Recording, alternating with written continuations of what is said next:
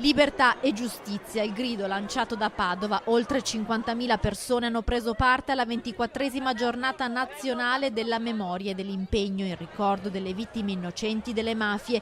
Guidati dal leader di Libera Don Luigi Ciotti, studenti, bambini, familiari delle persone uccise dalla mafia hanno manifestato contro l'illegalità, contro la malavita organizzata, per chiedere giustizia.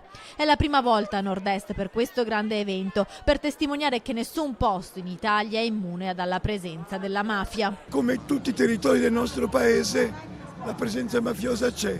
Non dobbiamo vergognarci di questi, ma dobbiamo lottare perché la presenza mafiosa che si sta radicando deve essere cacciata via. Tra le migliaia e migliaia di persone anche una delegazione di Eraclea, il comune veneziano, al centro di una delle ultime operazioni in Veneto contro le infiltrazioni mafiose, che ha portato all'arresto del suo sindaco. Uno striscione enorme rappresentante la bandiera della pace ha aperto il lunghissimo corteo partito da Piazzale Boschetti e è arrivato in Prato della Valle. Libera, libera, libera. Ciao! La mafia si combatte con la scuola e con il lavoro, ha detto Don Ciotti, ricordando tutte le vittime della mafia. I loro nomi sono risuonati in Prato della Valle accompagnati dai violini. Il momento più emozionante. Ciro Colonna, Luigi Luciani, Aurelio Luciani, Daphne Caruana Galizia.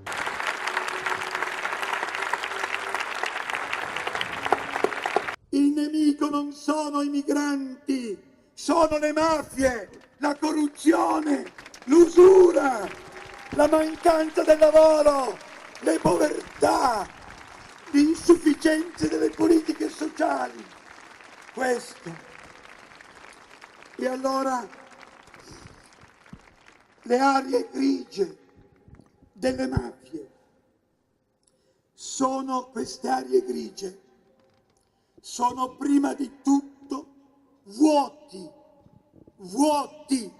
di democrazia.